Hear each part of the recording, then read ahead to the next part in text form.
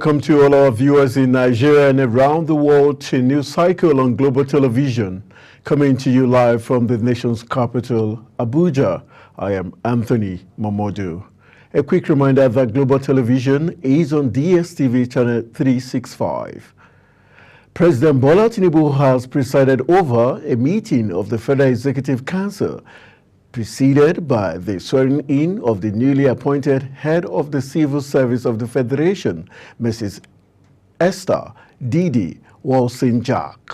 Addressing Walsin-Jack after she took her oath of office, President Tinubu asked the new head of Civil Service of the Federation to serve the nation with integrity and transparency. The president also paid tribute to the immediate past head of Civil Service of the Federation, Dr. Folashade Yemi-Esan, describing her tenure as exceptional. Chairman Social Democratic Party SDP Shehu Gaban has charged Nigerian youths to make key decisions that will enable them build capacity and competence in order to lead the nation to the enviable heights. Gaban gave the charge in commemoration of the International Youth Day 2024 with the theme, Harnessing Energy for National Development. Global Television correspondent tells us more. Nigerian youths, politicians, state and non-state actors all gathered to celebrate the International Youth Day and the importance of youth in nation building. The chairman of the SDP, Shehu Gaban, the Chinese ambassador Wang Zhu, and Major Hamza Al-Mustafa in their speeches charged and challenged the youth to build a strong and patriotic character as the bedrock of becoming better leaders. The day of who is the day of election, and the weapon for who is this your finger. You change bad leaders by voting them out, not by guns. The insecurity, the kidnapping, the barbarism, the failure of leadership have crippled our communities. They cannot even farm. But if you want progress, look for knowledge of where your company is, take away fear, and be on your feet. Identify your leaders that are honest. Come along with them. Fall and rise along with them. The destination will surely be before you. I wish most of the young people have become the leader of the Nigeria construction. Also, I wish most of you have become the messenger and the builder of the China and the Nigeria friendship relations. The National Speaker, Youth Parliament, Honorable Uche Chukwu Ugbonna, development partners and other dignitaries opined that there can't be any meaningful change without triggering the potentials of youths. This day serves as a powerful reminder of the potential and strength that young people possess. This potential is crucial in shaping not only our communities, but also the trajectory of our nation. Accounts for a stunning 75% of the voting population. The figure is not just a statistic. It is a clarion call for us to harness our collective strength and influence. The youths are not the leaders of tomorrow. There is no tomorrow. Are you having me? There is no tomorrow. You know what we have? Now. It is very, very important that these young people learn and they have the opportunity to demonstrate all these skills. Civil society organizations and Nigerian youth, however, call for full participation of youth in decision-making and appointment in leadership positions as a way to give the youth the chance to grow. Anthony Momodu reporting for Global Television. Taraba State Police Command says a lecturer at the Federal University Wukari and Deputy Registrar of Taraba State School of Health Technology, Takum, were among the passengers killed by gunmen along the Takum-Wukari. Acting Police Public Relations Officer of the command, DSP Kwache Gwambo, confirmed the attack. It was reported that among the victims was the school principal who was transferred to another secondary school in Wukari local government area. He was reportedly on his way to report in the new school he had been posted when he was killed. A major highway in Jigawa State connecting Berin Kudu to Malawa and the Babaldu, as well as neighboring Gombe and Bauchi states, have been completely submerged by flood waters, rendering it impassable. The Nigerian Security and Civil Defense Corps NSCDC Jigawa State Command has issued a warning to motorists advising them to take alternative routes to avoid the affected area. Eyewitnesses said the floodwaters have risen significantly, washing away parts of the road and making it dangerous for travelers. The West African Examination Council WAEC has released the 2024 West African Senior School Certificate Examination result for school candidates. Making the announcement on X, the examination body stated that a total of 1,814,344 candidates from 22,229 secondary schools nationwide reportedly sat for the examination. WAEC stated that about 30,000 secondary school teachers supervised the examination. Leaders of the All Progressive Congress APC will on Tuesday gather in Abuja to discuss prospects and challenges bedeviling the party. State governors, Deputy Senate President Barau Jibril, Speaker of the House of Representatives Tajuddin Abbas, and many other bigwigs of the ruling party are scheduled to be in attendance. The event is organized by some chieftains of the party under the umbrella of the National Progressive Hub to mark 1 year in office of the party's national chairman and secretary, Dr. Abdullahi Ganduje, and Senator Ajibola Bashiru. The Dean of School of Postgraduate Studies, Bayes University, Abuja, and the political commentator, Professor Abiodun Adeniyi, is expected to present a keynote address titled Political Party Leadership in Nigeria, Challenges and Prospects at the Abuja Continental Hotel. The Rivers State Police Command has confirmed an explosion that rocked the secretariat of the Action People's Party in Port Harcourt this morning.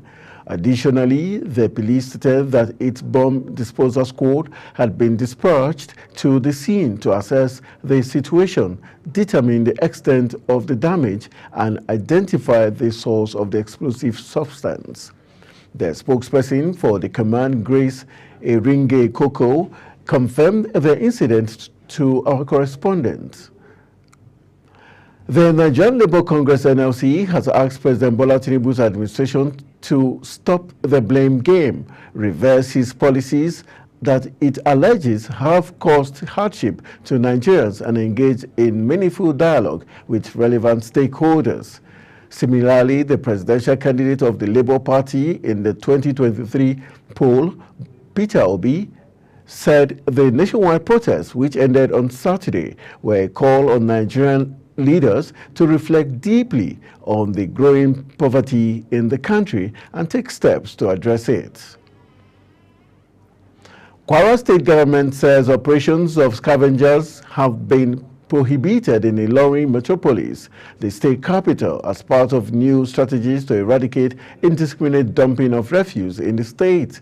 Speaking during the inauguration of an environmental task force charged with ensuring compliance with the new environmental strategies and guidelines in Ilorin, State Commissioner of Environment Hajia Nafisat Boge advised all previously registered scavengers to do their business at the government refuse dump site at Sokoto Ayekale off the expressway in the state capital. The commissioner said that over 300 environmental task force officers had been mobilized to keep 24-hour environmental surveillance and enforcement in 5 units of over 70 earmarked locations in the metropolis. No fewer than 7 persons have from the same family in Runjin Bamo village of Kajiji district in the Shagari local government area of Sokoto State have reportedly died as a result of consumption. A statement signed by the Information Officer, State Ministry of Health, Nura Bello, on behalf of the State Commissioner of Health, says the village head of the community, Malam Muhammadu Modi, while narrating the incident to the Commissioner for Health, Hajia Asabi Balarabe, who led a delegation to the area, said the victims consumed the cassava meal during dinner. You're watching News Cycle coming to you live from Nigeria's capital, Abuja. We're on DSTV channel 365 and StarTimes channel 276. Kindly follow us on all social media platforms using @GlobalTVNG and other handles now showing on your screen. When News Cycle returns, Nigerian quarter-miler Dubem Amene retires at 21 after disqualification from Paris 2024 Olympics. Please stay with us.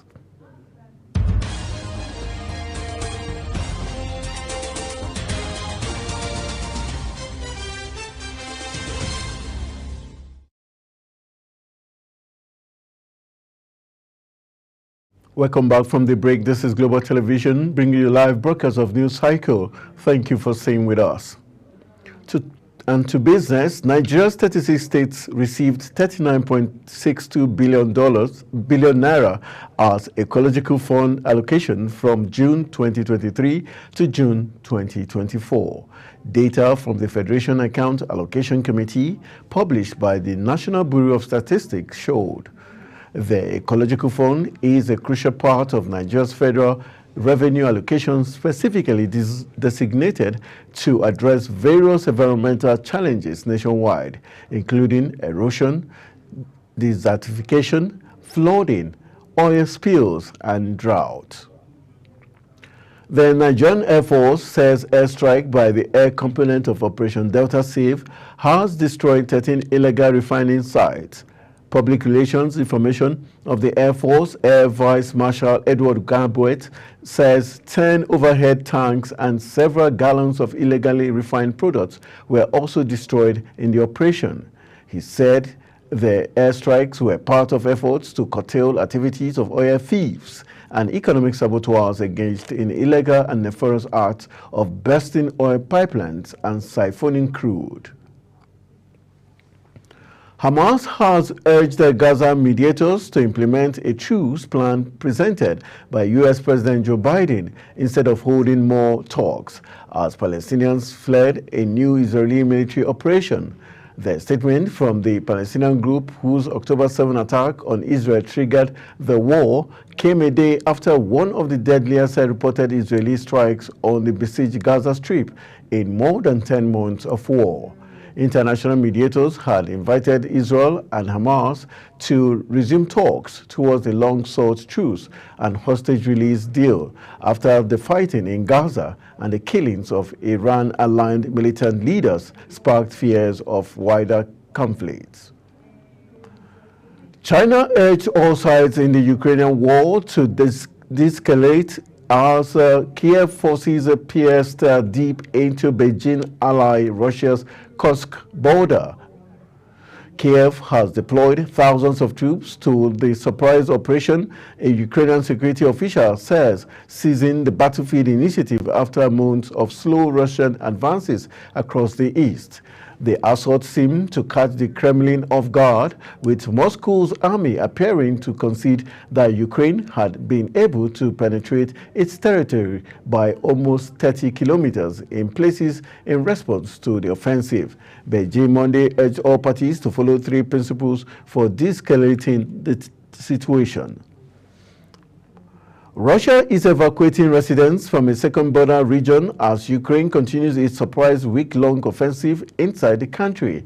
Some 11,000 people with the Belgorod region have been moved. Russian state media reported because of enemy action near the border.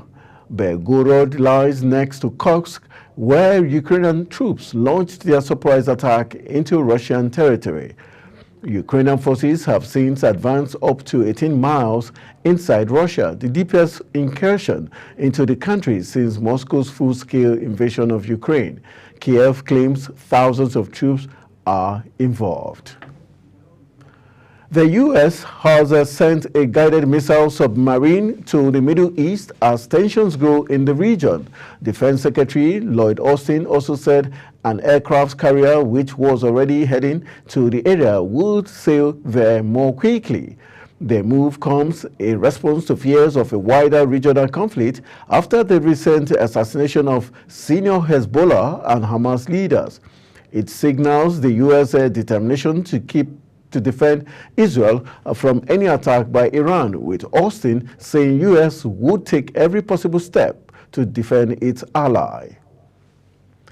In sport, American-born Nigerian champion Dubem Amene has announced his retirement from athletics at the age of 21 following the disqualification of the men's 4x400 meters relay squad from Paris 2024 Olympic final. Amene was part of the Nigerian quartet of Ifeanyi Ojeli, Ezekiel Natalia, and Chidi Okezie to have qualified for the 4x400 meters. Julian Alvarez has officially signed for Atletico Madrid, leaving Manchester City. Atletico Madrid fans are excited to welcome the La Rana to his new home.